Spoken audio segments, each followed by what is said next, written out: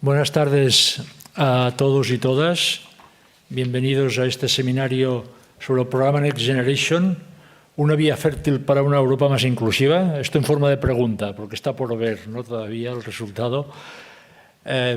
Quiero agradecer, como siempre, a la Fundación La Caixa y en especial al Palau Macaya, a los directivos del Palau Macaya, que nos han brindado la oportunidad de celebrar desde aquí presencialmente, aunque es una presencia extraordinariamente reducida, y desde cada uno en su casa o en su lugar de trabajo, conectados hasta un total, según me han informado, de más de un centenar de personas que están en principio inscritos para participar en este seminario. Cosa que evidentemente demuestra el interés del tema, pero también el interés que produce contar con unos ponentes como los que van a participar en la mesa redonda que hemos organizado. Voy a citarlos por el orden que me los han puesto, que no creo que prejuzgue ninguna cuestión valorativa. En primer lugar, Ferran Tarradellas, conocido de la casa y conocido personal y, en fin, un gran amigo, y que además ha estado muchos años aquí en Barcelona representando a la Comisión Europea y que en estos momentos es el responsable de comunicación en la representación de la Comisión Europea en Francia. Al señor Esteban Forti, investigador del IHC de la Universidad Nova de Lisboa, profesor asociado, que además está presente aquí en el Palau Macaya. Muchas gracias, profesor. Y la señora Eugenia Leal, analista de políticas europeas de la Conferencia de Regiones Periféricas y Marítimas de Europa en el área de fondos europeos y políticas de cohesión. Muchas gracias por tu participación, Eugenia, bienvenida, también virtualmente en este caso. Y como moderador de la mesa contamos con el profesor Andrea Noferini, investigador del Instituto Universitario de Estudios Europeos de la Universidad Autónoma de Barcelona, profesor de la Universidad Pompeu Fabra y colaborador estrecho del Centro de Estudios Internacionales que tengo el honor de dirigir y que organizamos conjuntamente con el Palau Macaya este seminario. Creo que, como he dicho, el tema es absolutamente relevante y absolutamente de actualidad. Tiene una enorme trascendencia, pero a mí me gustaría, ya simplemente haciendo uso del privilegio que me concede abrir el acto, e incluso anticipándome a las palabras del moderador, dejar sentada una cuestión que también me parece relevante. Estamos hablando de un programa de ayuda que es muy importante y que políticamente tiene una gran significación, pero que en definitiva es un programa de ayuda. Es decir, que la principal parte en el trabajo hay que realizarla desde cada país, desde cada empresa y desde cada lugar. Cuando alguien sufre una lesión y posteriormente tiene un proceso de recuperación, tiene ayudas para volver a caminar, pero finalmente él ha de hacer el esfuerzo de andar, de ir cada día un poco más allá para recuperar el ritmo y la forma que tenía anteriormente. Pues en este caso, el programa Next Generation, que es importantísimo, por supuesto, como creo, y me imagino que saldrá suficientemente a lo largo de la mesa redonda, el valor que tiene, yo quiero enfatizar que se trata de una ayuda y que, por tanto, todo el mundo tiene que estar dispuesto a asumir también sus propias responsabilidades a la hora realmente de realizar lo necesario para superar esta crisis que nos afecta. Bueno, y dicho esto, y sin mayor dilación, doy la palabra al profesor Andrea Noferini, que va a ser el conductor del acto. Andrea. Muchísimas gracias. Buenas tardes a todos y todas. Antes que nada quería agradecer la invitación directamente al director, al doctor Ángel Pes del SEI, y también en la figura, en las personas de Ana García, que me ha invitado personalmente a moderar esta mesa redonda. Básicamente ya hemos introducido los y las ponentes y quería comentar las dinámicas de esta mesa redonda. Tendremos 2 turnos de pregunta para hacerlo un poco más dinámico, y luego al final de la mesa redonda invito al público desde casa en poder trasladarnos sus preguntas, sus comentarios que iremos recibiendo y yo trasladaré a los y las ponentes. O sea, básicamente yo creo que el director de SEI ya ha introducido algunos de los temas fundamentales. Se trata de ayudas, alguna en forma de subvención, otras en otras modalidades y que requieren un importante esfuerzo de programación por parte de los países miembros.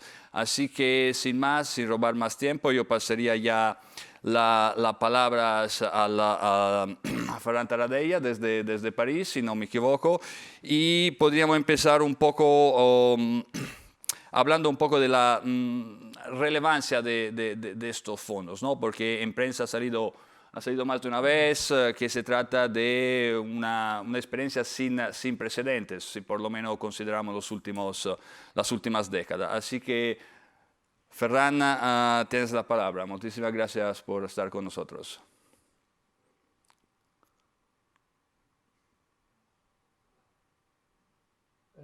Había quitado el micrófono porque hay obras en mi casa, como probablemente escucháis, y no quería molestar. Me parece que tengo unos 7 minutos para hacer las primeras reflexiones, si no me equivoco, más o menos, ¿sí? Sí, con elasticidad, pero sí. Me voy a meter ahí. Bueno, pues efectivamente nos encontramos delante de algo que yo calificaría, y creo que no exagero, de revolucionario. Es una cosa que cuando yo entré en la Unión Europea hace 20 años jamás creí que llegaría a ver, para ser sinceros. Pero las circunstancias lo han obligado y creo que eso es la mejor solución que podríamos haber encontrado al problema al que nos enfrentamos en este momento. Como sabéis, con la crisis sanitaria ha seguido una crisis económica que es la más profunda de la que tenemos noticia desde que hay registros. La caída del PIB a nivel europeo ha sido muy brutal. Pero se han tomado una serie de medidas para evitar que las consecuencias sean demasiado duraderas en el tiempo, ¿no? Entre estas medidas, evidentemente, la Unión Europea ha facilitado muchas cosas. Por ejemplo, el Banco Central Europeo ha puesto programas de compra de deuda equivalentes a casi 2 billones de euros. Tenemos las ayudas que se han permitido de los Estados miembros. Ha habido ayudas europeas primero a corto plazo. Se creó la triple red de seguridad del programa SURE para mantener los ERTOs y intentar evitar las pérdidas de puestos de trabajo. Ha habido el fondo de inversión del Banco Europeo de Inversiones de 200.000 millones de euros que ha permitido dar liquidez a las empresas. Y luego el Mecanismo Europeo de Estabilidad ha dado la posibilidad a los Estados miembros de financiarse en los mercados con tipos de intereses mucho más bajos de los que tendrían que si acudieran directamente para financiar la creciente deuda que han tenido que tomar todos los Estados para poder aplicar estas medidas. Pero después de esto hacía falta darle un electroshock a la economía.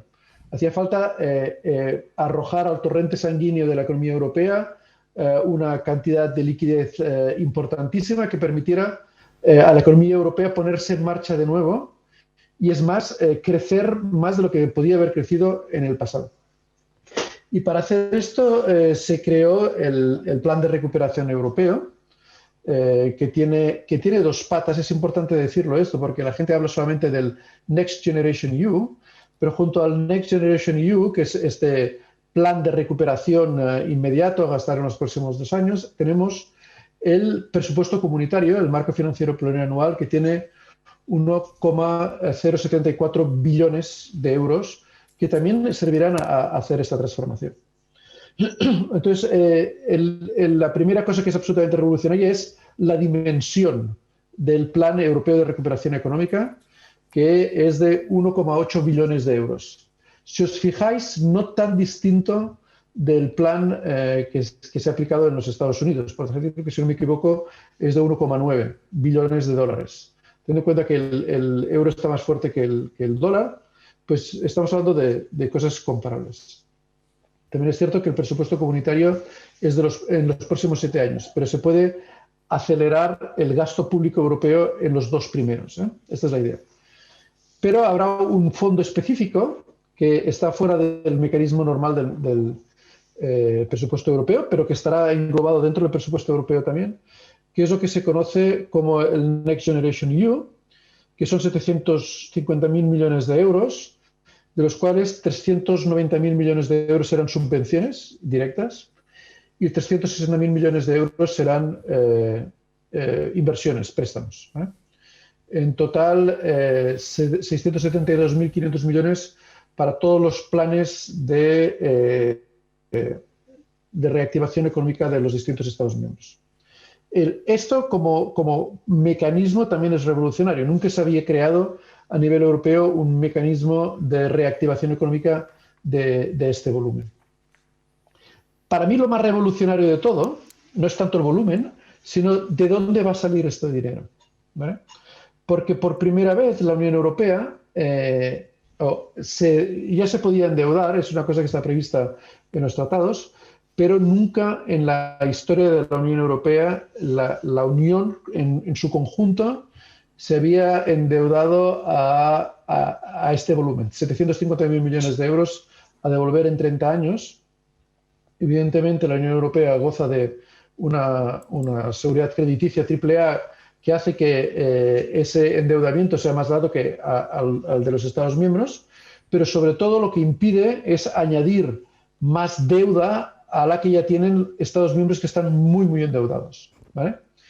Con este endeudamiento europeo, la Comisión también permite ayudar a aquellos países que lo necesiten más.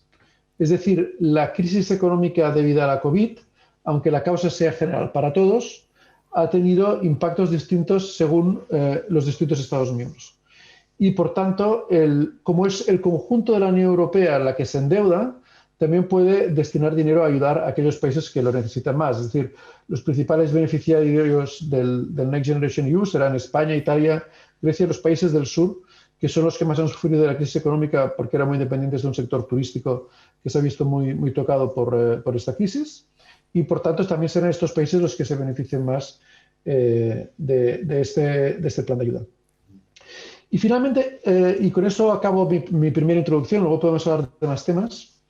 El plan de recuperación económica tiene un nombre muy significativo que es Next Generation EU, que lo que pretende es hacer inversiones, es un monumental plan de inversiones, de hecho, quiere hacer inversiones para transformar la economía europea y la Unión Europea en su conjunto y dejar una Unión Europea mejor a la siguiente generación de europeos que nos va a preceder. Por eso, ese dinero no es dinero que se da a los Estados miembros para que lo gasten como mejor crean, sino que se va a dar a los Estados miembros para que lo gasten en las prioridades de la Unión Europea, muy en línea con el presupuesto comunitario. ¿Cuáles son estas prioridades? Pues supongo que ya lo sabéis todos. Está el Pacto Verde Europeo, es decir, crear una economía que sea más circular, que emita menos CO2, que el transporte sea más eléctrico, más limpio, etc. Luego tenemos la transición digital. Tenemos la economía que sirva a las personas, es decir, la dimensión social de la economía. Y luego tenemos las reformas estructurales que son necesarias para hacer sostenible, por ejemplo, los distintos servicios públicos que hay sobre la mesa. Por eso el programa europeo tendrá una parte que se fijará sobre todo en el tema de la salud. Hemos descubierto en esta crisis sanitaria que si cada Estado miembro va por su lado está condenado al fracaso. Lo vimos con las mascarillas al principio de la crisis. Cada uno intentaba acumular mascarillas en su Estado miembro sin ayudar a los demás. Pero hemos visto con las vacunas que si todos compramos juntos y todos tenemos acceso a todas las vacunas según un criterio de población y nada más, es más fácil que las vacunas lleguen a todo el mundo. Es decir, que a partir de ahora también la sanidad va a tener una dimensión europea que es importante. Lo dejo aquí, si te parece bien, Andrea, y así tenemos más tiempo para el debate.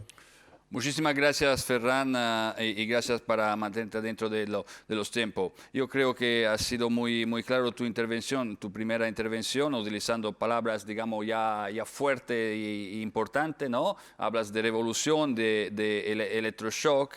Y ya has apuntado algunos de los temas fundamentales, ¿no? Esta solidaridad que permite que países con diferenciales de deuda pública, que en otro caso no hubieran podido acceder a la deuda, puedan en cambio ver de recuperar de manera más rápida. Y eso me permite ya pasar a Steven y poder un poco preguntarle sobre la visión desde el sur de Europa, ¿no? O sea, esto, como ha dicho Ferran, estamos delante de países con altas deudas, con un impacto muy fuerte de la pandemia debido al peso del turismo en estos países. Entonces, ¿cómo ves tú la respuesta y también, ¿no?, la obligación por parte de los gobiernos de estos países de tener que gestionar, implementar estos fondos en un tiempo que es bastante limitado?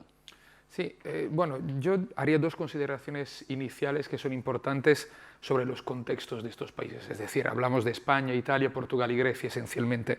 Por un lado, ya se ha nombrado la fuerte caída del PIB mayor que la media europea. Nos movemos entre el 8 y pico % de Italia y el 11% de España. Grecia y Portugal están dentro de estos dos, el mínimo y el máximo. Los altos niveles de deuda, que ya eran de por sí altos, sobre todo para lo que concierne a España y sobre todo Grecia, y han aumentado de más del 20% en cada país, incluido Portugal. El tema de, sobre todo en el caso de España y Grecia, los altos niveles de desempleo, que no es una novedad, pero que ha aumentado llegando prácticamente a ambos países al 16%, y no hablemos de del desempleo juvenil, que ronda el 40%, sobre todo en el caso de España, Grecia y también casi Italia, el 30 y pico %. Y el otro dato, la importancia de las ayudas, que en el caso de Italia y en segundo lugar España son el mayor monto en números de toda la Unión Europea, y en el caso de Grecia y Portugal, aunque hablemos de cifras menores, pero sobre el PIB de estos países se trata de unas ayudas y unos préstamos que son muy importantes para las economías tanto de Lisboa como de Atenas.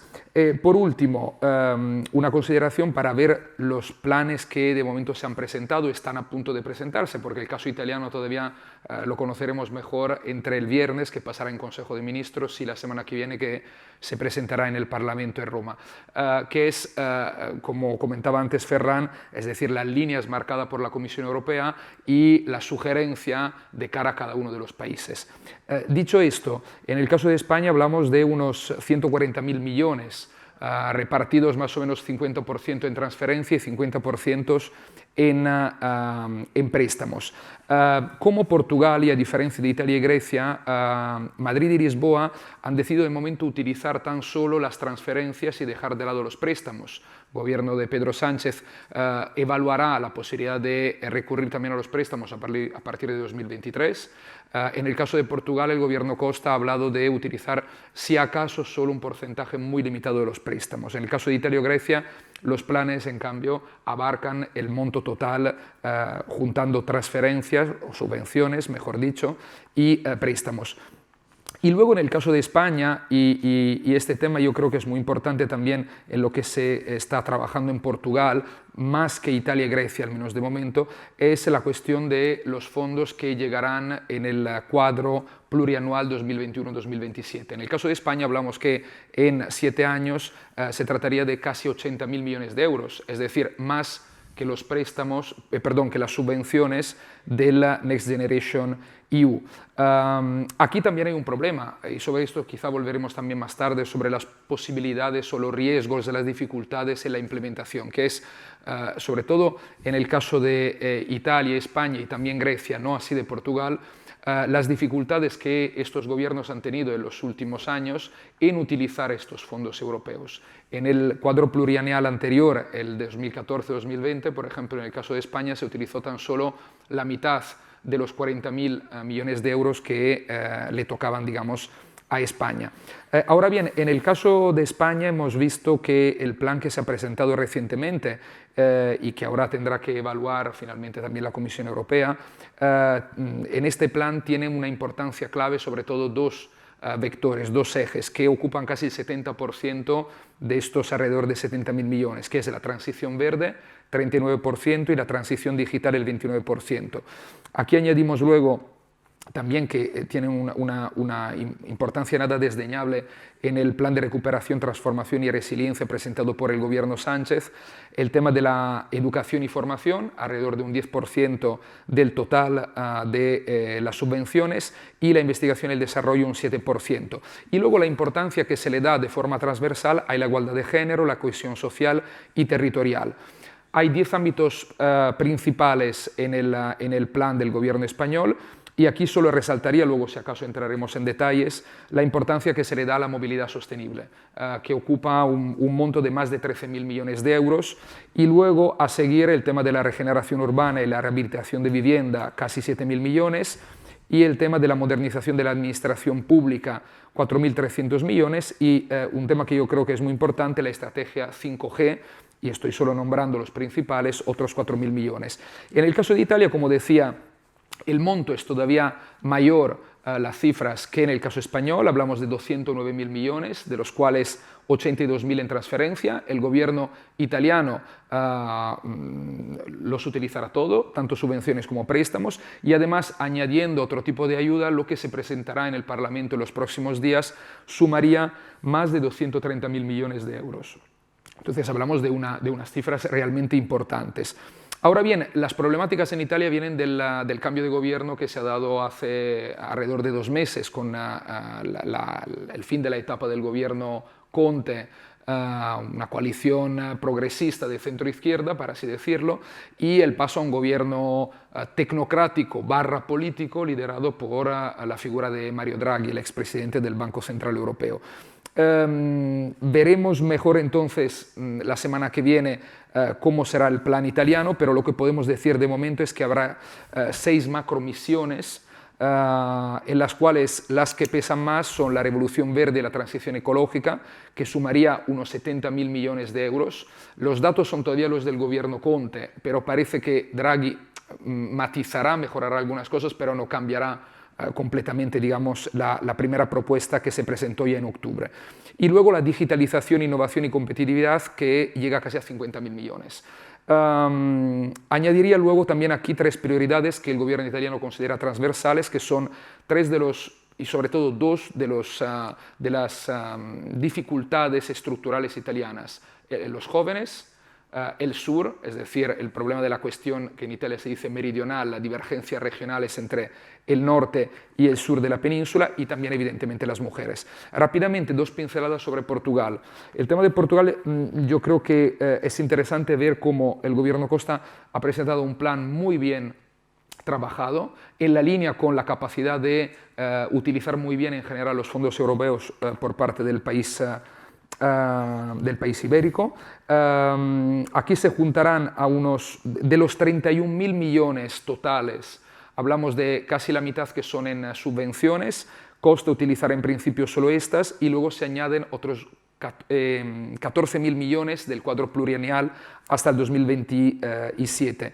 El plan se llama Recuperar Portugal, tiene 3 ejes principales, y aquí dato interesante es que más de la mitad de este dinero, más de 7.000 millones, serán en el eje que se llama resiliencia, que sería, resumiéndolo mucho, la cohesión social y la lucha a la vulnerabilidad. Entonces, sanidad, vivienda, empleo. Los otros 2 ejes son transición verde y transición digital, que suman poco más de 2.500 millones cada uno, y que siguen a grandes rasgos las líneas de la Comunidad Europea. Cierro con Grecia, y aquí el plan tiene más o menos las dimensiones a nivel de miles de millones de euros del plan portugués.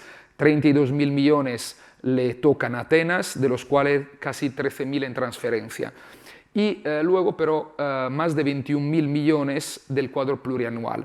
Y aquí el plan presentado y elaborado por el Comité Pissarides, un importante economista anglo-chipriota, premio Nobel hace unos años, que ha elaborado, muy desvinculado al contrario de lo que ha pasado en Portugal y también España e Italia, de la sociedad civil, este plan es un plan que se centra mucho más que la cohesión social o la vulnerabilidad en el tema de las inversiones privadas. Digamos, es un plan, resumiéndolo y permitidme la simplificación, muy neoliberal.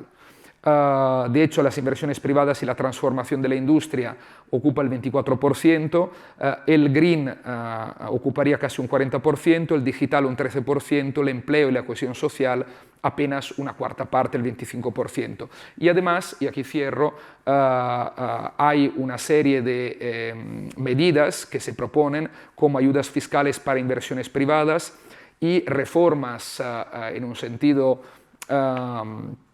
neoliberal de la red de seguridad social y de las pensiones, que ha sido, por ejemplo, muy criticado por la oposición en el Parlamento heleno. Muchísimas gracias, Steven, por esta carrelada, esta pincelada sobre, digamos, estos 4 países que nos interesan particularmente. Yo creo que también has abordado juntamente con la primera presentación de Ferran, ¿no?, algunas de las áreas de intervención que son en líneas con las prioridades de la Comisión Europea, con el marco de los ODS, de la Agenda 2030, hablamos de transición digital, transición verde. Entonces yo creo que está claro dónde se gastarán estos dineros. Queda mucho más difícil entender cómo se gastarán, ¿no? Y esto me permite un poco enlazar con la próxima ponente. Buenas tardes, Eugenia. Gracias por estar con nosotros. Y tú, Steven, hablabas, ¿no?, de la dificultad de la implementación de los estructurales de la Unión Europea, la que técnicamente se llama como capacidad de absorción. Y con Eugenia podríamos justamente, ¿no?, abordar un poco este tema desde una perspectiva quizá más amplia, que incluye también los otros niveles de gobiernos que son fundamentales, son necesarios para la implementación. Se habla mucho de localización, de separado, localización entendida como, ¿no?, digamos, implementar desde la proximidad. Y aprovechando de la expertise, del conocimiento de Eugenia, yo preguntaría un poco cuál podría ser el rol en este caso de los entes subestatales, si queremos ser, digamos, utilizar un término más académico, pero de poco entendimiento, de las regiones y de la ciudad, si queremos ser un poco más claro. Gracias, Eugenia. Perfecto, buenas tardes. Muchas gracias, Andrea. Gracias al TEIP por la invitación de participar en este seminario esta tarde. Exactamente, bueno, mencionar, como decía Ferran al principio, ¿no?, cómo nos sorprendió a todos un poco la ambición, ¿no?, de los Next Generation EU el pasado mayo, cuando se presentó la propuesta por parte de la Comisión, la cuantía, el hecho de que la Unión Europea decidiese acceder, digamos, al mercado de capitales para obtener financiación. En este momento, las regiones europeas, ¿no?, se movilizan y viendo la cantidad de dinero es como, ¿cuál es nuestro rol? Me gustaría dar un pequeño, digamos, un poco de contexto, que el rol de las regiones europeas en la gestión de fondos se remite a los últimos 30 años, ¿no?, sobre todo principalmente a través de la política de cohesión. La política de cohesión se crea para, digamos, dar pie, ¿no?, al principio establecido en los tratados de promover la cohesión territorial, económica y social en Europa. Y es de gestión compartida, es decir, las regiones tienen, digamos, un verdadero rol junto a los Estados miembros y la Comisión Europea en, digamos, canalizar estos fondos. La política de cohesión ha obtenido, digamos, un tercio del presupuesto de los últimos marcos financieros plurianuales y ha beneficiado realmente a muchos Estados miembros, como ha sido, por ejemplo, España. También dar pie, digamos, para dar un poco de más relieve, ¿no?, de esta idea de que existe la política de cohesión y cómo también al final se termina vinculando con estos Next Generation EU. Mencionar que en un principio, cuando, digamos, en marzo pasado la Comisión Europea presentó el primer paquete de medidas, uno de ellos era la reprogramación de los fondos de cohesión para dar pie, para sufragar, digamos, las primeras medidas más urgentes, como por ejemplo podía ser la compra de infraestructura sanitaria. Esto fue muy apreciado por las regiones europeas porque se demostraba, digamos, que la política de cohesión estaba ahí para hacer frente a lo que podrían ser las necesidades y las prioridades de la Unión Europea, sobre todo porque nos encontrábamos en un momento de debate sobre el presupuesto europeo en que ciertos Estados miembros, como los llamados frugales, que intentaban, digamos, llevar la política de cohesión a la baja en favor de políticas, según consideradas, más modernas. y dos, porque se confía en el engranaje, en la gobernanza de estos fondos, digamos, en el tener las regiones a primera línea para, digamos, para canalizar los fondos. Así que esto fue muy apreciado por las regiones europeas.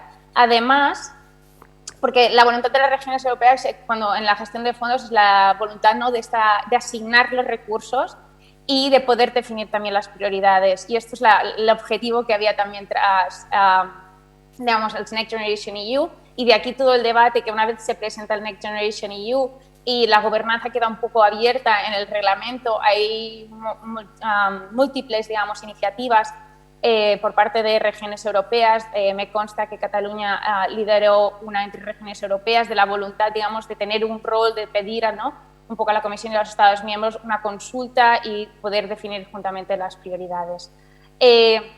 Básicamente porque los planes de recuperación a los que Esteban hacía referencia hace breves momentos no solo van a, digamos, ser importantes para dar, digamos, líneas directivas y la gestión de estos fondos Next Generation EU, pero también a la vez van a ser esenciales en toda política nacional y europea en los próximos años. Y me gustaría también recalcar el impacto territorial que ha tenido la crisis. Incluso es un elemento que ha enfatizado la OCDE, ¿no?, la mención de que ha tenido un verdadero impacto territorial la pandemia, ya sea por causa del, digamos, dentro de un mismo Estado miembro es muy diferente el impacto entre regiones, y esto ha derivado a una ampliación de las diferencias regionales entre regiones europeas, ya sea por la incidencia del virus, pero también porque el hecho de que sectores que son mucho más importantes en la región han sido los más afectados por la pandemia. Dicho esto, me gustaría un poco mencionar en plan cómo va a afectar digamos, el Next Generation EU a las regiones europeas. Obviamente es una entrada de dinero muy grande, lo mencionaba Sven, que a veces, para algunos Estados miembros es el doble. Según un poco las estadísticas que hemos estado trabajando en la CRPM, por ejemplo, en el caso de España, para, digamos, lo que sería Next Generation EU en los próximos años, va a haber una entrada de dinero de 600 euros per cápita. En cambio, por ejemplo, lo que sería... No, perdón. Esto es bajo. El Next Generation EU van a entrar 1.200 euros per cápita. En cambio, lo que sería referencia al marco financiero plurianual, el MFF, porque conocemos como el presupuesto europeo para los próximos 7 años, son 600 euros. Es decir, en el caso de España es el doble. Esto demuestra, ¿no?, la gran entrada de dinero. Y esta problemática, ¿no?, la experiencia que hay hasta el momento de la dificultad de absorción de los fondos. Hay Estados miembros que realmente, una vez estamos a finales de programa de programación, aún solo hay el 40% de los fondos ejecutados, y esto realmente sería una problemática, un fallo político y también económico, y que no nos lo podemos permitir en este momento. Después me gustaría también destacar que la Next Generation tiene unas prioridades muy claras, es decir, la transición verde y la transición digital. Obviamente, la búsqueda, ¿no?, de que todo el dinero de Next Generation EU va a estar, digamos, condicionado por la obtención, digamos, de unos objetivos, va a hacer que se busquen proyectos de una madurez ya avanzada para que realmente esta entrada de capital sea, digamos, final, ¿no?, para literalmente desbloquear proyectos que puedan suponer una competitividad para las regiones europeas. Así que en este sentido, y también porque una cierta transversalidad, ¿no?, qué no es verde, qué no es digital en estos momentos. No sé, pienso en otros sectores económicos, por ejemplo el turismo, que también se puede beneficiar. Y 3, también es muy importante el hecho de que la cohesión territorial sea uno de los objetivos del mecanismo de recuperación y resiliencia. Esto es muy importante para las regiones europeas porque les permite un poco, les da legitimidad versus, digamos, al Estado en la definición de estas prioridades. El pedir que los fondos puedan ser utilizados para solucionar, digamos, las desigualdades territoriales más importantes existentes en Europa, como por ejemplo el tema de la digitalización, es decir, que todo el territorio pueda tener una conectividad de banda ancha, el principio de accesibilidad, es decir, fomentar que todos los territorios, ¿no?, sean de fácil acceso, y el tema de la despoblación, que por ejemplo es un objetivo muy importante en el Plan Nacional Español. Dicho eso, solo me gustaría terminar también haciendo referencia al REACT-EU, que es otro de los instrumentos dentro de este bloque del Next Generation EU, y que se va a canalizar a través de la política de cohesión, es decir, a través del FEDER, el Fondo Social Europeo, y de nuevo da un rol a las regiones a poder, digamos, decidir, ¿no? Asignar los recursos, sobre todo en los temas de servicios sociales, educación y sanidad. Gracias por ahora. Muchísimas gracias por tu aportación, Eugenia. Creo que, bueno, con esta introducción, ¿no?, a la cohesión territorial, social, económico, hemos podido contextualizar aún más, ¿no?, esta idea de impactos territoriales diferenciales, ¿no?, y la necesidad de entender también Europa y la Unión Europea como un conjunto de territorios que pueden tener diferentes impactos con respecto al mismo fenómeno. Yo daría por terminada esta primera fase en la cual hemos descrito, ilustrado algunos de los principales aspectos de este fondo, y ahora podríamos entrar en una segunda fase ligeramente menos políticamente correcta o más de análisis si queremos, pero eso no quiero presionar a nadie. Pero básicamente, Ferran, volviendo a ti, que conoces muy bien, extremadamente bien, la dinámica de las relaciones institucionales adentro del conglomerado de la Unión Europea, lo que me gustaría preguntarte es si volvemos un poco atrás en el tiempo, pocos meses, nos situamos en el verano del 2020, estos días de negociación intensas entre los primeros ministros y jefes de Estado que participaron en el Consejo Europeo. ¿Qué nos destacaría de este proceso de negociación? O sea, porque creo que al final esto es, como lo has dicho tú, ¿no? Estamos utilizando palabras mayores, hito, revolución, electroshock, o sea, quiero decir, se trata verdaderamente de un punto de inflexión, ¿no?, que creo que ha afirmado que la solidaridad no es simplemente un lema o una frase que encontramos en los tratados fundacionales. Así que si quieres empezar desde aquí. Bueno, si quieres lo puedo hacer. Yo ahí destacaría de nuevo el carácter revolucionario de todo este asunto. Es decir, justo antes de la crisis económica se estaba intentando llegar a un pacto sobre el marco financiero plurianual, y ahí se estaban rebañando si se daban 100 millones más a una línea o 100 millones más a otro. Había los frugales que querían dar más, otros los de la cohesión, y llevaban negociando muchísimo tiempo sin desbloquear el tema. Y menos de 5 meses más tarde, los Estados miembros son capaces de ponerse de acuerdo en conceder a la Comisión la potestad de endeudarse 750.000 millones de euros. Es 3/4 partes del PIB español, ¿eh? O sea, no estamos hablando de cacahuetes, estamos hablando de cantidades de dinero muy grandes. Y es cierto que hubo unas negociaciones que se tuvieron que llevar a cabo, pero tengo que decir que se llevaron a cabo bastante en línea con lo que proponía la Comisión en términos generales. Es cierto que los países del sur querían que hubiera más dinero en subvenciones, los del norte que querían que hubiera más dinero en préstamos, pero yo creo que se llegó a un acuerdo bastante equilibrado. Y una cosa de la que se ha hablado muy poco, y que desde mi punto de vista es quizá lo más revolucionario de todo, es cómo se va a devolver este dinero. Porque claro, si uno dice, mire, la Unión Europea se va a endeudar 750.000 millones de euros, pero luego los Estados miembros cada año tendrán que ir aportando de su presupuesto dinero para el presupuesto comunitario, sería quitar por un lado lo que pones por el otro. Pero es que la devolución de este dinero será con recursos propios. Y esto, desde mi punto de vista, es absolutamente revolucionario. Es decir, no solamente se ha dado a la Comisión Europea la posibilidad de endeudarse en los mercados, sino que los Estados miembros están en este momento aprobando en sus parlamentos nacionales la capacidad de la Comisión Europea de generar recursos propios, es decir, de generar fondos de ingresos al margen de los presupuestos comunitarios, un sueño para cualquier europeísta desde hace siglos, al nivel de poder devolver los 750.000 millones de euros en 30 años. Y eso quiere decir pues, que habrá, por ejemplo, un recurso propio muy en línea con el Pacto Verde sobre los desechos plásticos no reciclados. Habrá otro sobre el mecanismo de ajuste del carbón en las fronteras, del CO2 en las fronteras. Habrá un nuevo impuesto digital. Habrá recursos propios que tendrán que ver con las cuotas de emisión de derechos de la deuda europea.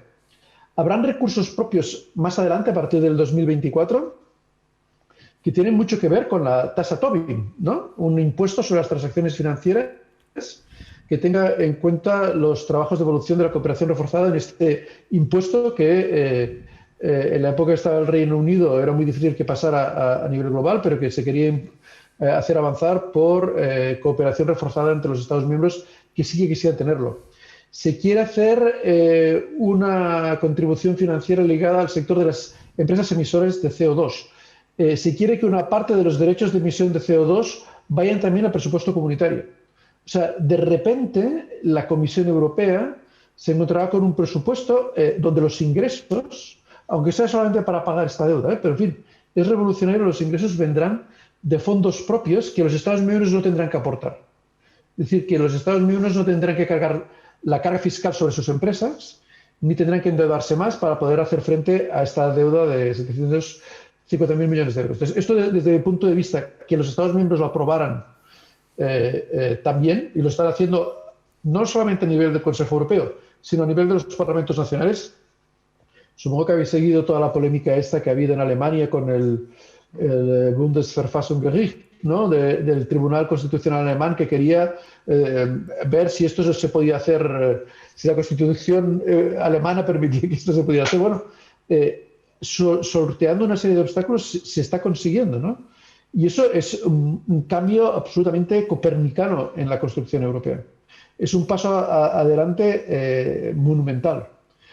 Por dos razones. Una, porque la Unión Europea dispondrá de recursos propios para hacer frente al pago de esta deuda, pero también porque podrá utilizar el instrumento fiscal, si lo puedo llamar así, para perseguir sus políticas. Porque si os fijáis en los recursos propios que he mencionado, muchos de estos recursos propios tienen que ver con la transición digital, el impuesto a las empresas multinacionales digitales, al comercio digital transfronterizo, ¿verdad? A las emisiones de CO2, tiene que ver con el Pacto Verde.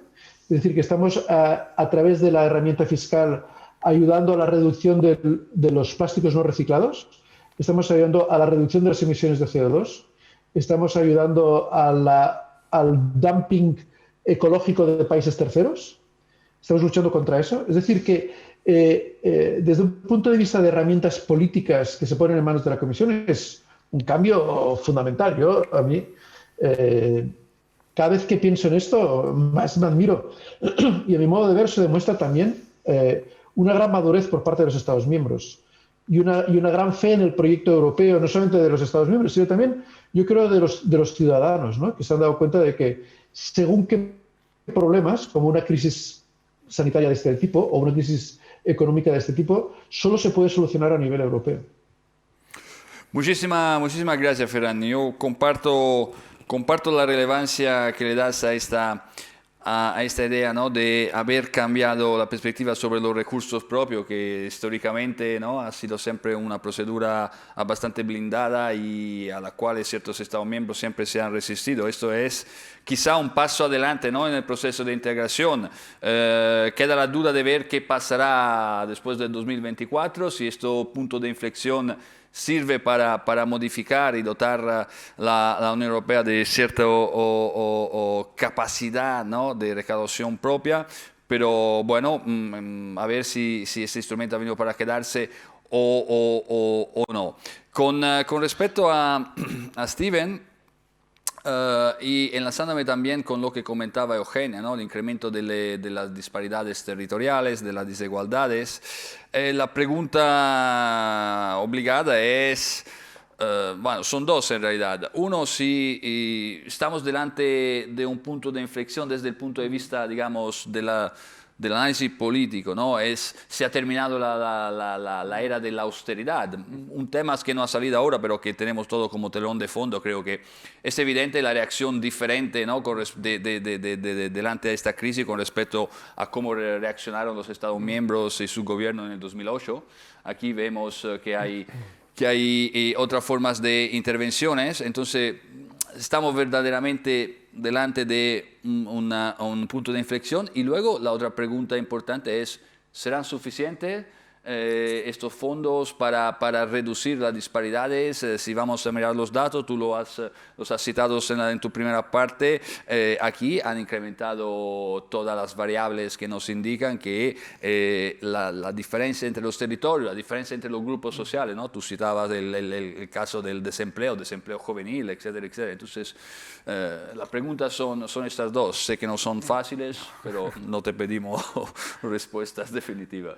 No, no lo son y creo que son las preguntas del millón, sobre todo la primera, ¿no? Pero también la segunda. A ver, yo personalmente tengo un cauto optimismo. Estoy muy de acuerdo con lo que comentaba Eugenia y Ferran, es decir, yo creo que el cambio ha sido revolucionario. Ojalá siga implementándose en los próximos años y no sea un paréntesis. Ahora bien, aquí hay muchas variables a tener en cuenta.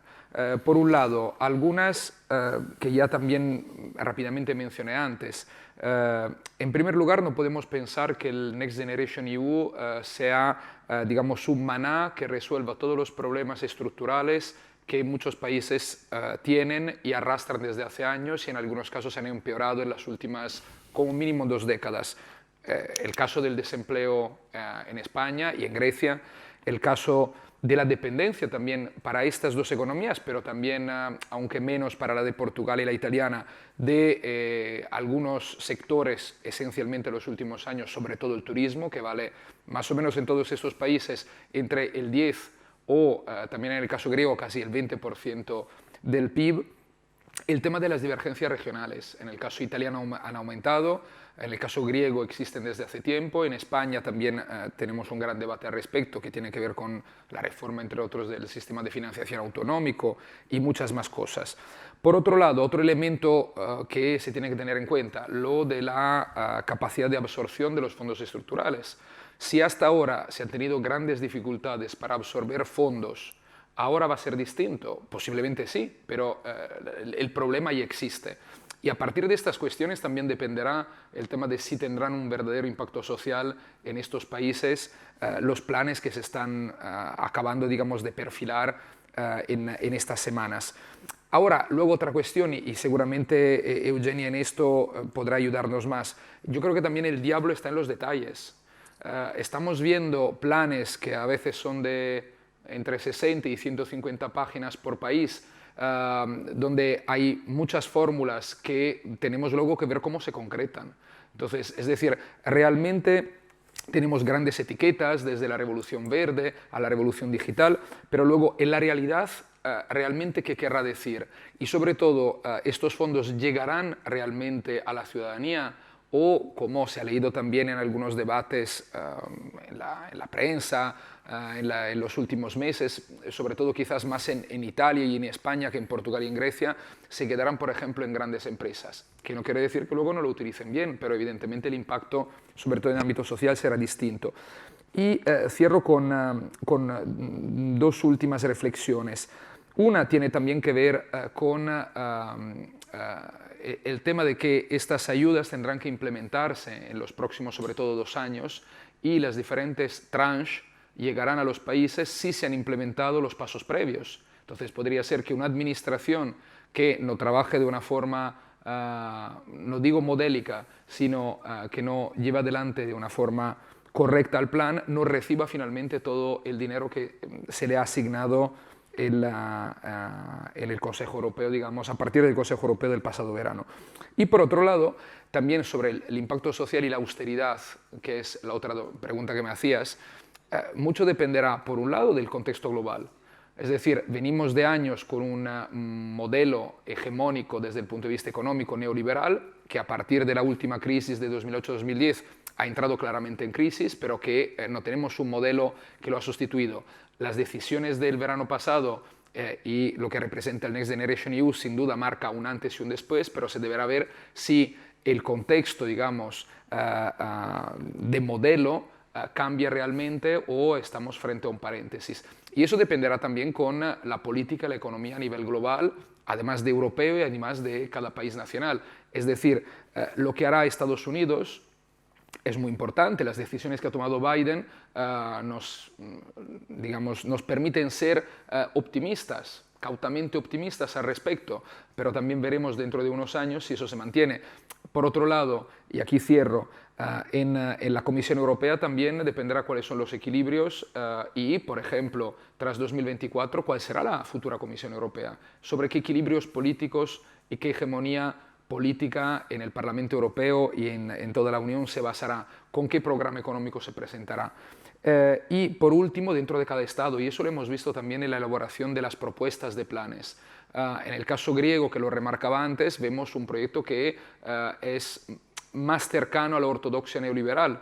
En el caso de España o Portugal, donde hay gobiernos con una mayoría progresista, socialista en Portugal, de coalición de izquierdas en España, vemos unos planes que están más centrados también en la cohesión social, en luchar contra la vulnerabilidad, etcétera, etcétera. El caso italiano es una vía intermedia, porque es un gobierno justamente ahora que hereda un plan, lo está modificando parcialmente y además es una especie de gobierno de unidad nacional liderado por una serie de ministros que son los que, digamos, controlan los ministerios clave que gestionarán la mayoría de los fondos, que son técnicos muy vinculados a Draghi, ¿no?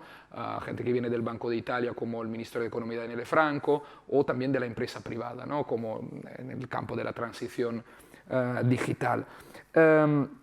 Y aquí cierro de verdad con lo último. Esto también sobre los colores políticos de los gobiernos y los planes que implementarán y de cara sobre todo al periodo posterior a 2023 también dependerá con los resultados de las próximas elecciones. Todos estos países, a menos que, y el caso italiano es quizá el más probable, no hay elecciones anticipadas, irán al voto, en el caso de la legislativa estamos hablando, todos en 2023. Las legislaturas se acaban tanto en Grecia como en Portugal en la primavera del 23, en España y en Italia, y en España, teóricamente, a finales de 2023. Entonces, evidentemente, ahí veremos también, por un lado, qué mayorías políticas se encontrarán en los parlamentos, y de eso también dependerá qué tipo de políticas económicas y sociales podrán desarrollar, teniendo en cuenta el contexto europeo, político y también, digamos, económico a nivel global. Sí, muchísimas gracias. Ahora estaba pensando, ¿no?, las elecciones de 2023 y hacer previsiones con un contexto de tanta incertidumbres y tanto para saber cómo estará, si estará la pandemia en estos años y cómo reaccionará, ¿no?, los y las votantes con respecto a los resultados que podrán tener los actuales gobiernos, aprovechando, si queremos, ¿no?, de esta cantidad de fondos. Me costaba, ¿no?, prefigurar cuáles serán los escenarios, pero efectivamente es una variable, la variable política siempre es fundamental. Aterrizando un poco y terminando esta segunda ronda, Eugenia, nos gustaría poder aprovechar de tu conocimiento con respecto a, digamos, a la territorialización de estos fondos, ¿no? Tú representas en este caso la Conferencia de Regiones Marítimas y Periféricas de Europa, una asociación muy importante con más de 100 regiones, algunas de las cuales extremadamente activas en la política europea y en la implementación de los fondos. ¿Y cuál son, en tu opinión, los principales obstáculos y, si queremos también, ¿no?, las principales aportaciones que los gobiernos regionales pueden significar para la gestión e implementación de estos fondos? Sí, varias cositas a comentar. Exactamente, empezaré por un poco las dificultades que pueden tener, digamos, en la implementación. He mencionado en mi primera intervención el tema de la absorción de los fondos, y mencionar que es lo que demostrará, digamos, también la gestión de estos fondos europeos, y por su cuantía y también por su temporalidad, es la necesidad de una administración pública, digamos, con suficientes recursos personales. Me refiero a que los fondos van a ser realmente controlados por Europa, no solamente por la unidad, la Task Force que se ha instaurado en el SEAD de la Secretaría General de la Comisión Europea, también el Parlamento va a estar al acecho de ver cómo se están invirtiendo estos fondos. Por lo tanto, las administraciones nacionales, pero también las administraciones regionales van a tener que hacer, ¿no?, toda esta pequeña, digamos, burocracia, ¿no?, de poder ir, digamos, informando a las instituciones de este proyecto está así, este proyecto está en este estado, se están cumpliendo los objetivos, porque realmente va a haber un gran control y porque todo, digamos, la obtención de estos objetivos va a implicar el reembolso del dinero, ¿no? Y esto es realmente importante y hay que hacer frente a esta administración pública, digamos, con sus recursos suficientes. Después, la temporalidad, estamos hablando, como hemos mencionado a lo largo de la sesión de hoy, son 3 años para adjudicar una gran cantidad de dinero, y esto hay que ponerse en marcha. Lo que me mencionaba anteriormente, los proyectos tienen que estar ya ciertamente, digamos, incubados, pensados para ya lanzarlos. 3, me gusta, como mencionábamos en los recursos, en los planes nacionales de recuperación, no solo hay inversiones, sino también hay una serie de reformas que se tienen que implementar en los Estados miembros para, digamos, también obtener este reembolso de dinero. Y hay cuestiones muy políticas que pueden suponer, digamos, grandes escollos en ciertos Estados miembros. Puedo pensar, por ejemplo, ahora en el caso de España con la reforma de las pensiones. Es un tema muy político, el contexto político es el que es, así que elementos como estos pueden realmente suponer una dificultad a la implementación de los planes en ciertos Estados miembros. Y después también la existencia, ¿no?, de un sector empresarial, unas entidades público-privadas o el sector público mismo capaz de absorber estas cantidades de dinero. Estoy convencida de que saldrán, bueno, ya han salido proyectos muy interesantes. Las diferentes regiones españolas han presentado ya, por ejemplo, al Estado, digamos, central sus ideas de proyecto que podrían ser interesantes para sus territorios. Y ahora es, ¿no?, este Plan Nacional de Recuperación que se presentó la semana pasada, que recoge, digamos, unas primeras ideas de posibles, digamos, líneas donde los proyectos se podrían inscribir, y vamos a ir viendo un poco cómo se gestiona en los próximos meses la asignación de proyectos. Mencionar que creo que ahora durante 2 meses va a ser la Comisión la que va a estar analizando estos planes. Una vez la Comisión digamos, analice los planes, va a ser el Consejo Europeo que va a tener que aprobar finalmente este plan, así que, y una vez aprobado, habrá una primera prefinanciación del 13%, así que hay que ver que hasta, yo diría, verano, septiembre, no llegarán los primeros fondos, ¿no? Así que aún queda un poquito, pero bueno, hay que ir trabajando para realmente, cuando sea el momento, lanzar. Mencionar también que le hemos... un poquito que se ha mencionado entre Ferran y Sven, la idea esta de el mecanismo y cómo va, digamos, a implementarse también en los próximos años, ¿no? ¿Cómo va a ser el futuro un poquito una vez estemos post recuperación? Me gustaría mencionar que, bueno, que aquí en Bruselas todo va muy rápido y acabamos de empezar el marco financiero plurianual 21-27 y ya estamos pensando un poco en el siguiente. Y realmente suenan voces la posibilidad de que digamos, el mecanismo, siendo ahora mismo una cosa temporal, pudiese derivar en algo más ya con una cierta permanencia. Está por ver, pero bueno, siempre son ideas que se tienen que considerar, sobre todo lo vuelvo a vincular con la política de cohesión, una política que no tiene máximos fervientes, y a lo mejor podría haber un vínculo establecido ya para el futuro. Y nada, y me gustaría también recalcar un tema más que puede ser muy interesante para que realmente sea un éxito la implementación del Next Generation EU, que es cómo se complementa con todos los programas que están dentro del marco financiero plurianual. Esto es un elemento muy importante, está establecido en el reglamento de que realmente en los planes de recuperación y resiliencia los Estados miembros tienen que decir cómo van, digamos, cómo las medidas que se van a financiar a través de los planes del Next Generation EU, complementan el trabajo que se está haciendo con otros fondos que se reciben en el Estado miembro, sea los fondos de cohesión, pero también el fondo, la CAP, la Política Agraria Común, el Fondo Marítimo y de Pesca, Horizon Europe, que es verdad que es de gestión directa de la Comisión Europea, pero todo tiene, ¿no?, sus vínculos entre ellos.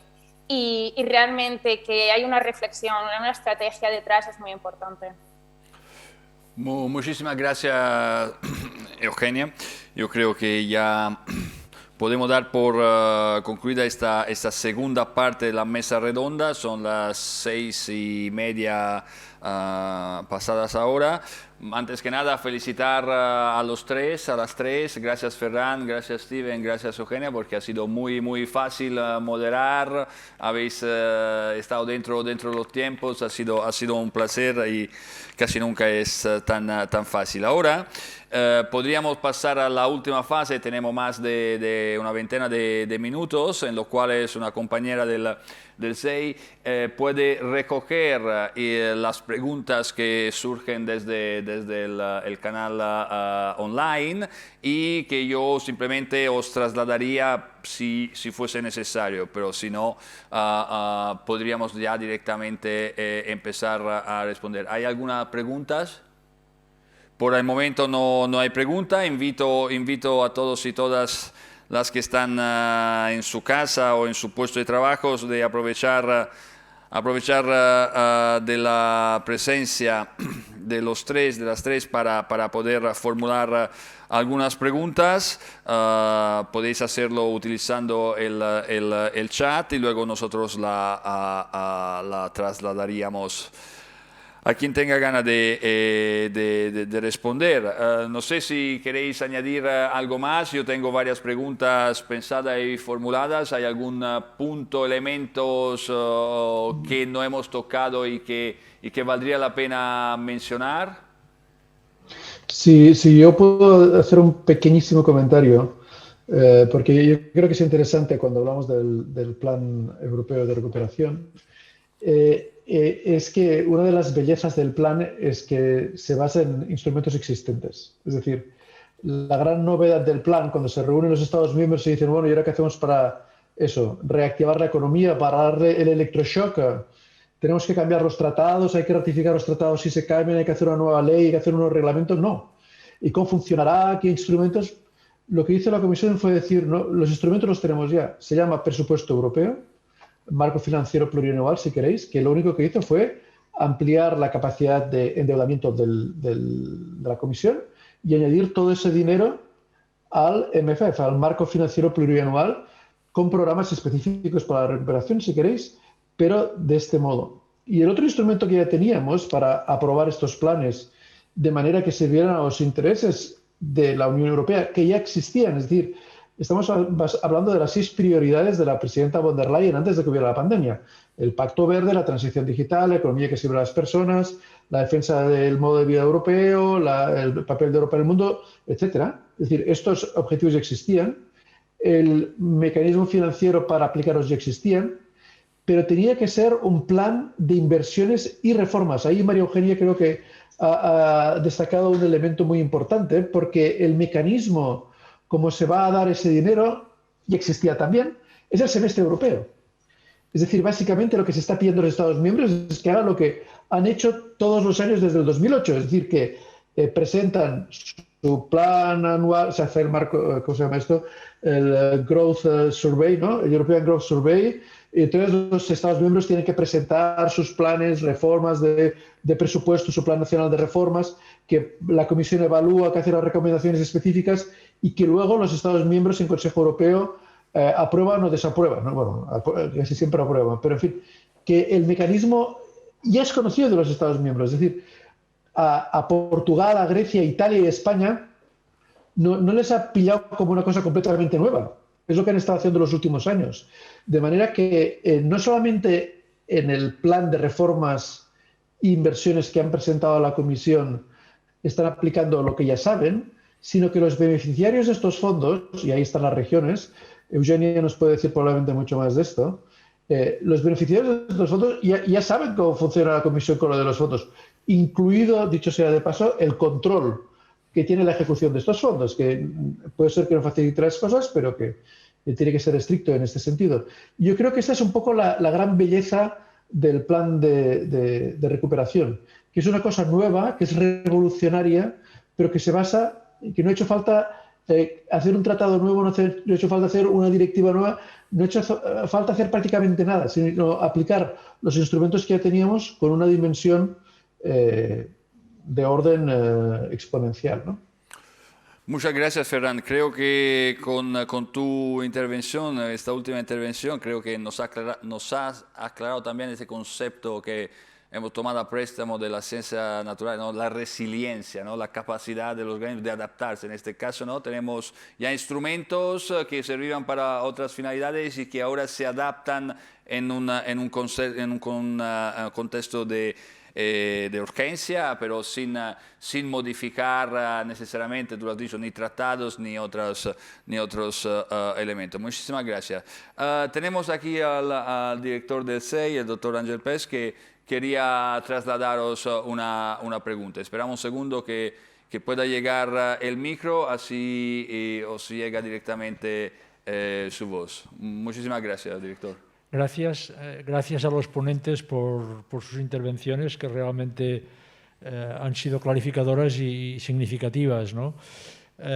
Yo quisiera preguntar, o más que una pregunta, pedir una reflexión sobre un aspecto, y es de que todo el plan de recuperación europeo se sitúa en un contexto internacional, es decir, la crisis no es una crisis europea, sino que es una crisis mundial, y todo el mundo está respondiendo. Por lo tanto, al final, además de lo que se hace en términos comparativos con el pasado, hay que medir lo que se hace en términos comparativos con lo que hacen los demás, porque el resultado final, es decir, si uno corre mucho más que antes, pero mucho menos que su competidor, al final acaba perdiendo la carrera, ¿eh? Es decir, no se trata solo de correr más que antes, sino correr como mínimo como los competidores actuales, ¿no?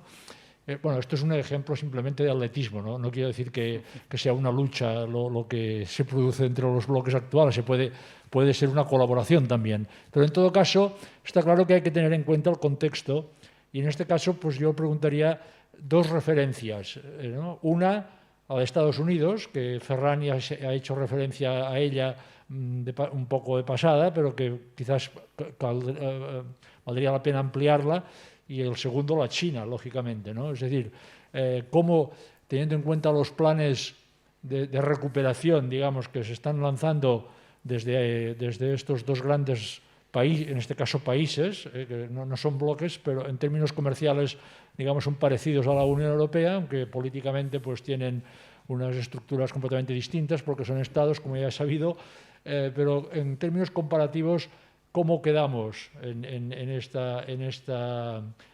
con este plan de recuperación? Muchísimas gracias. No sé quién quiere responder antes. Ferran. Bueno, el problema es que estoy acaparando un poco el micrófono, ¿eh? A mí me gustaría mucho conocer la opinión de James, porque tiene ideas muy interesantes al respecto. Yo sí puedo hacer una pequeña reflexión. Lo de correr mucho está muy bien si llegas el primero a la meta. Yo recuerdo en los Juegos Olímpicos de Los Ángeles, justo antes de los de Barcelona, había un corredor que se llamaba Carl Lewis, ¿os acordáis de este tipo? Que era un tío que corría como un cohete, pero nunca salía bien. Es decir, a la salida siempre le adelantaban todos los demás, pero luego el tipo empezaba a progresar y llegaba el primero a la meta, ¿no? Yo creo que la Unión Europea es un poco Carl Lewis en este sentido. Es decir, las cosas quizás las hacemos un poco más lentas, pero aquí estamos hablando de una carrera de fondo. De lo que estamos hablando aquí no solamente es salir de la crisis, que también, de ahí que el Next Generation EU se tenga que gastar en un periodo de tiempo relativamente corto, pero de lo que aquí hablamos es de transformar completamente nuestra economía. Y completamente, como diría, se puede emular la frase famosa de Alfonso Guerra, no la va a reconocer ni la madre que la parió. Vamos a ver, estamos hablando de pasar de una economía lineal a una economía circular. Estamos pasando de hablar de una economía basada en la energía fósil a una economía basada en las energías renovables, ¿no? Estamos hablando de una economía que pondrá al ciudadano en el primer término y no únicamente el crecimiento económico. Estamos hablando de muchas cosas. En este sentido, ya que hablas de compararnos, bien, hemos visto que los Estados Unidos, desde que está la administración Biden, al menos se ha alineado con la Unión Europea en un tema que para nosotros es fundamental, que es el de la lucha contra el cambio climático. Y yo creo que esto es importantísimo. Yo creo que estamos también empezando a alinearnos en el tema del comercio mundial. Es decir, que, y eso creo que hace referencia a China, es decir, la sociedad europea sigue siendo una sociedad abierta, sigue siendo una sociedad abierta al comercio, pero no sin reglas. Es decir, queremos que haya una organización mundial de comercio que sea fuerte, que haya mecanismos de resolución de conflictos que sean estables, y luego no podemos permitir que haya ciertas ventajas competitivas por la falta de transparencia o por la ausencia de reglas de mercado en ciertas economías, sabéis a qué me refiero, que hacen que la distorsión del comercio mundial sea importante. Eso yo creo que en los próximos años vamos a ver cómo va evolucionando. Insisto, el plan de recuperación europeo, aunque sea a un plazo más largo, es en volumen comparable al de los Estados Unidos. Esta es mi opinión personal. Si juntamos el MFF con el Next Generation EU, estamos hablando de 1,8 billones de euros, que es en términos de proporción comparable a los 1.900, o sea, 1,9 billones de dólares americanos. Quizá el modo de hacerlo es distinto, porque el plan norteamericano ayuda mucho a la activación del consumo. En nuestro caso, la activación del consumo irá a través de las inversiones que se produzcan. Entonces, bueno, son modelos distintos. Yo creo que Europa, Estados Unidos y China somos muy distintos en muchas cosas. A mí me gusta el modelo europeo y quizá tardará más en dar resultados, pero yo creo que los resultados que dará también serán más duraderos si lo hacemos bien. Muchísimas gracias, Ferran. Muchas gracias. Steven. Andrea, a mí me gustaría complementar un momento la intervención de Ferran. Sí, por favor. Eugenia, adelante. No, simplemente mencionar que, como decía Ferran, es de complementariedad, decir de que la cuantía es la que es y los objetivos son diferentes, pero hay que mencionar, ¿no?, un poco el marco institucional que nos movemos en Europa. No es el mismo el Gobierno Federal de Estados Unidos que la Unión Europea, que se rige por, que existen, ¿no?, 28 Estados miembros, que hemos visto a lo largo de la pandemia lo difícil que es a veces ponerse de acuerdo y cómo los intereses pueden ser dispares. Conseguir lo que se ha conseguido a nivel europeo, el acuerdo de los Estados, creo que es suficientemente importante. Y sí que es verdad que a lo mejor es diferente, ¿no?, el tema de política económica, uno puede más ser a corto plazo, el otro más a largo plazo, pero creo que es significativo. Y el segundo punto que quería mencionar es en relación al semestre europeo, que Ferran ha mencionado hace unos minutos. Voy a, digamos, advocar un poco aquí en el nombre de las regiones europeas. El semestre europeo es el marco de gobernanza económica europeo, en el cual la Comisión Europea, digamos, con los Estados miembros ejerce un control y una coordinación un poco de la política económica europea. Nació con la crisis de 2018, un poco más tarde, pero ha sido la típica como bola de nieve que se ha ido haciendo grande, y ahora mismo incluso el mecanismo, ¿no?, depende del semestre europeo. Los Estados miembros lo que están redactando en estos planes de recuperación nacional viene definido por las recomendaciones que se hizo el año pasado y el anterior por la Comisión Europea. Y aquí sí que en favor de las regiones se pide, digamos, y la Comisión Europea tenía la intención de abrir un periodo de reflexión del marco de gobernanza económica europeo, que todo ha quedado un poco parado por la pandemia. Pero sí que en estos momentos se basa muchísimo en un diálogo estructurado entre Estados miembros y Comisión Europea. Y sí que ahí las regiones europeas están trabajando, digamos, para que sí el mecanismo va a cubrir tantas diferentes políticas sectoriales, es decir, porque de hecho también los objetivos de desarrollo sostenible, la política de género de los Estados miembros también va a ser monitoreado a través del semestre europeo. Aquí sí que se está intentando, digamos, abrir un poco más esta gobernanza y que las regiones puedan estar más involucradas.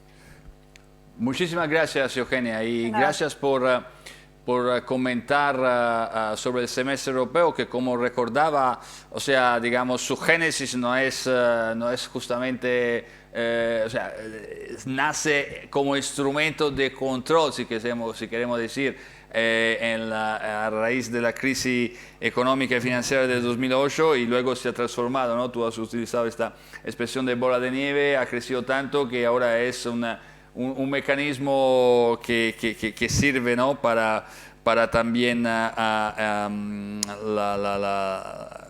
reconstrucción después de la pandemia. Muchísimas gracias. Steven.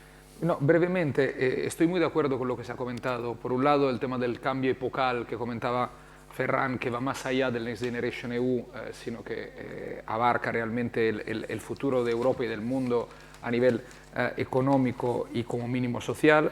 Estoy muy de acuerdo con lo que se comentaba en la pregunta, la importancia del contexto internacional, ¿no? Y aquí remarcaría, por ejemplo, un dato que es muy importante, yo creo, comparado con la anterior crisis, el intento, digamos, las primeras respuestas a la crisis de 2008-2010 y la gran diferencia que hubo en ese caso entre Estados Unidos y la Unión Europea. La Reserva Federal en 2008 gastó muchísimo dinero. En Europa vimos una situación en ese momento que fue distinta.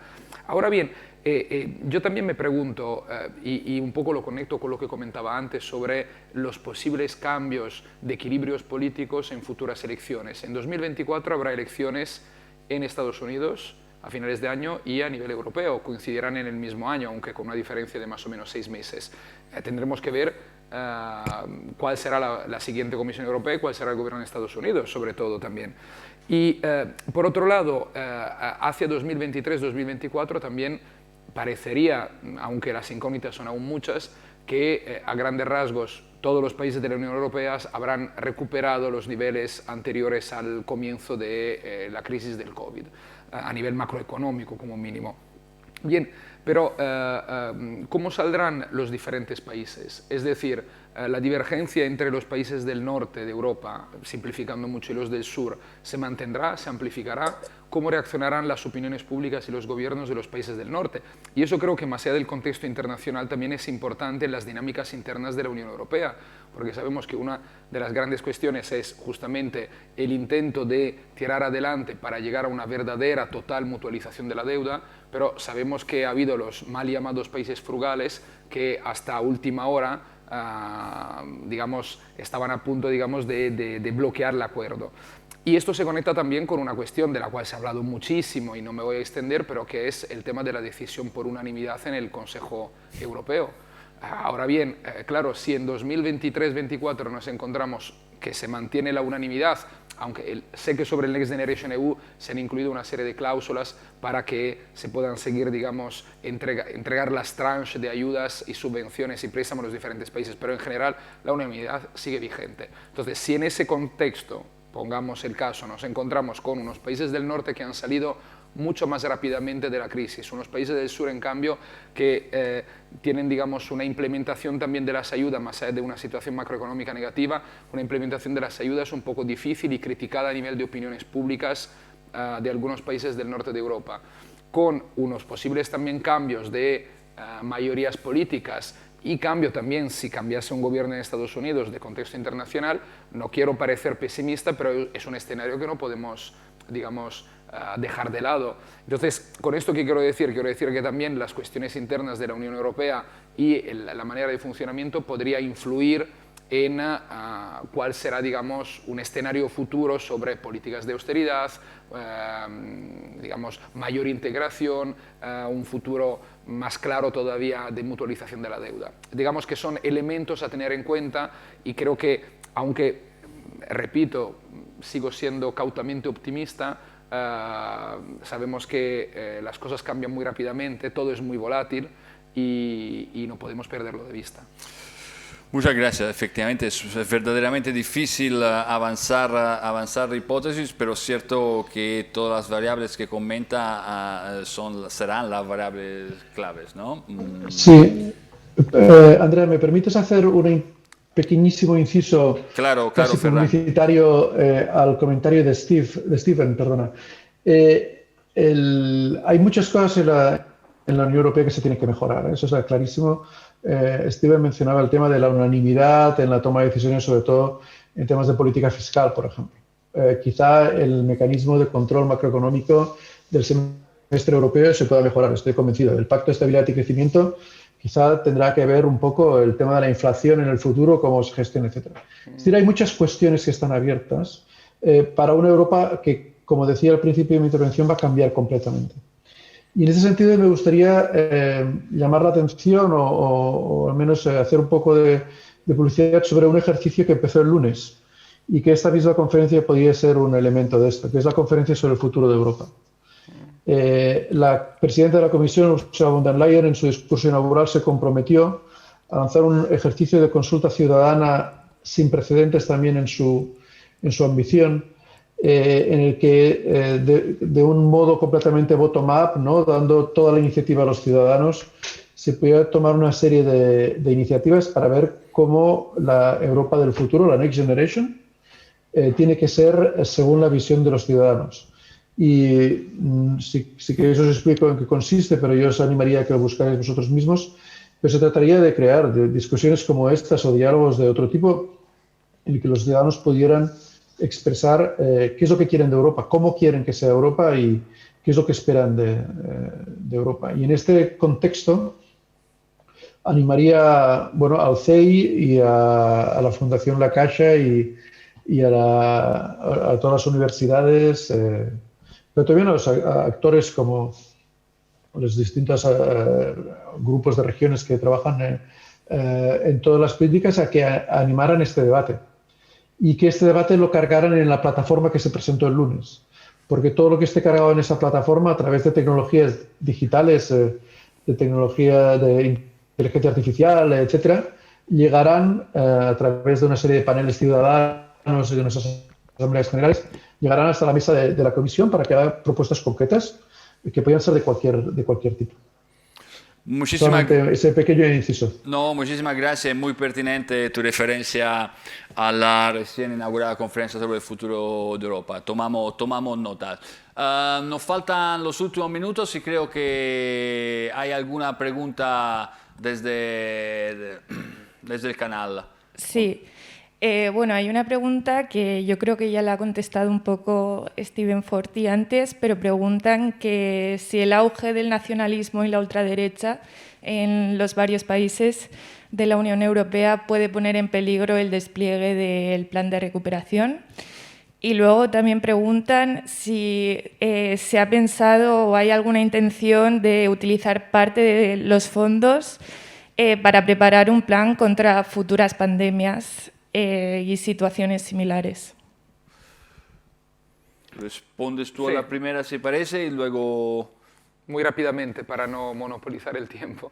Yo creo que evidentemente el auge de formaciones de ultraderecha y la posible llegada, bueno, ya en 2 países está gobernando, Polonia y Hungría, y sabemos que hay cuestiones abiertas muy complejas a nivel europeo a este respecto, pero bueno, la posible llegada al gobierno, pensemos Francia el año pasado, donde una presidencia Le Pen parece cada vez menos utópica, lamentablemente, añado yo, es un peligro no solo para los planes de recuperación, es un peligro para el mismo proyecto europeo.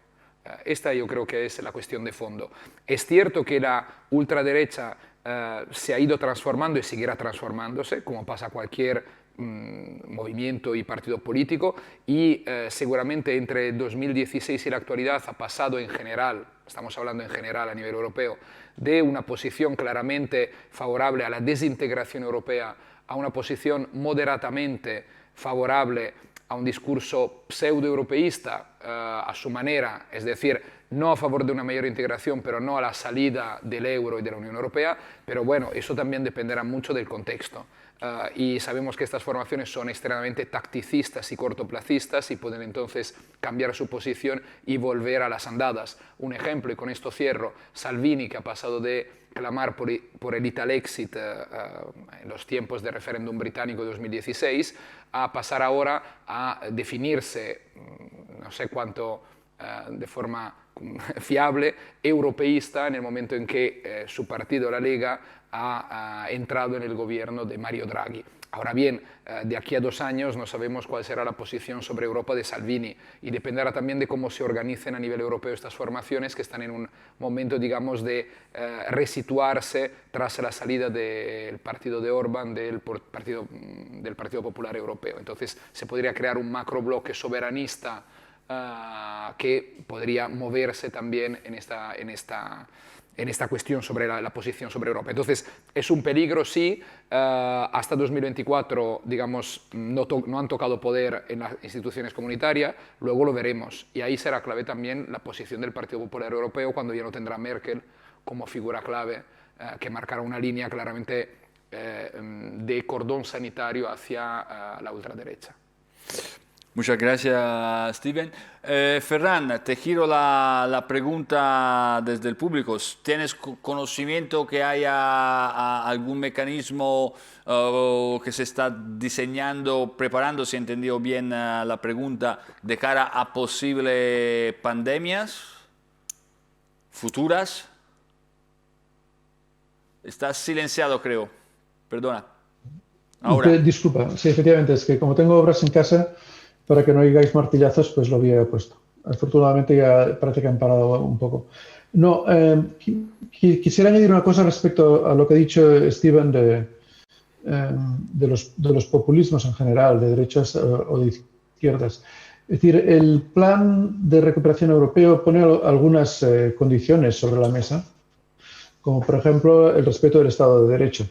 Es una cosa que hizo que Polonia y Hungría pusieron en cuestión la aprobación del plan de recuperación y que se ha quedado en el plan de recuperación, sigue existiendo eso.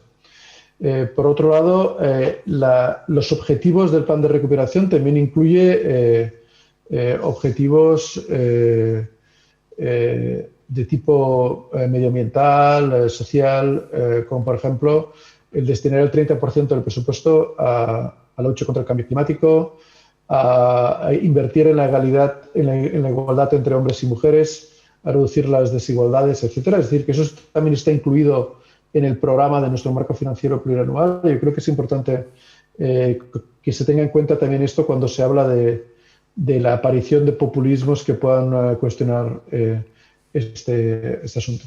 Respecto a la lucha contra futuras pandemias, evidentemente se están tomando una serie de medidas bastante importantes. Dentro de lo que es la propuesta de la Next Generation EU de la Comisión, había un programa para la salud que se llamaba EU for Health, que queríamos financiar con esto. Al final los Estados miembros no lo aprobaron, porque la salud es cosa bien conocida, es una competencia de los Estados miembros.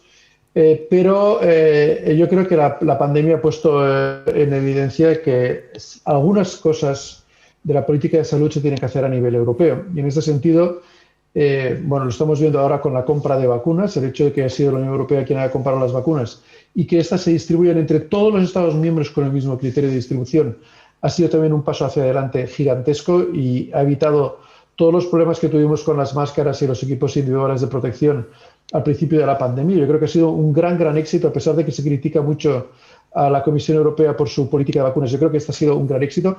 Ha empezado un poco lento porque algunas de las empresas con las que llegamos a acuerdos no se comportaron con toda la seriedad que esperábamos de ellas, pero hemos acelerado la compra de vacunas de forma sustancial. Estos 50 últimos millones que han llegado son una buena prueba de ello.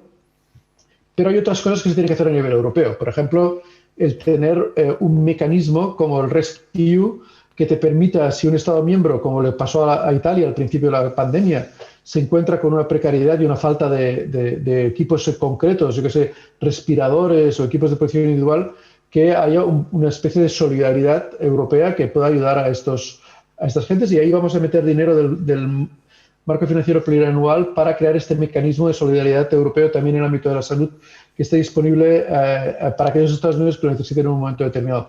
Que puede ser cualquiera, que salga una infección, puede ser en Italia, pero puede ser en Suecia y puede ser en el más frugal de los estados que pueda existir. Y en segundo lugar, el EU for Health, que vamos a poner sobre la mesa, también intenta empezar a identificar las pandemias futuras.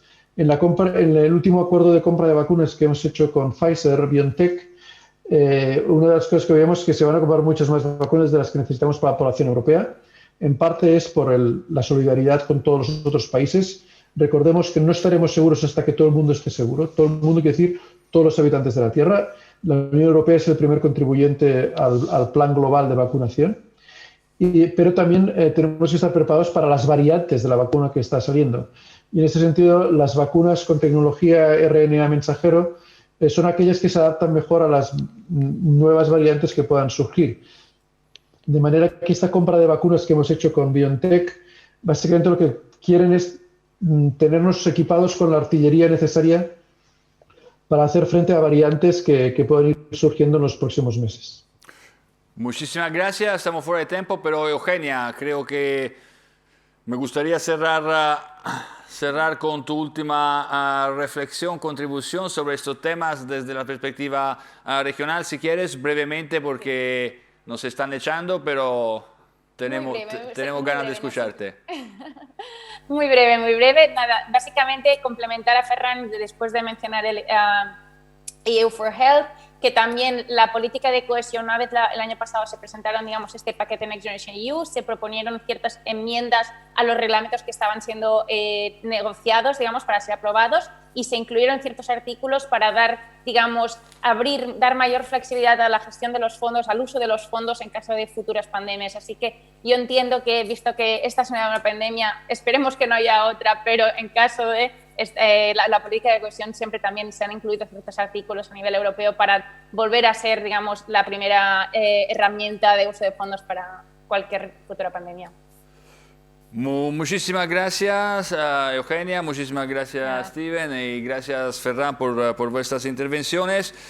No me queda que terminar, cerrar, agradecer de nuevo el SEI por la invitación, al director Ángel Pérez por haber intervenido, abierto el seminario, y al Palau Macaya para hospedarnos finalmente, ¿no?, presencialmente después de mucho tiempo en online o híbrido. Así que muchísimas gracias por la participación, y espero que haya servido un poco para reflexionar sobre estos temas. Adiós, chao, hasta luego. Gracias, buena tarde.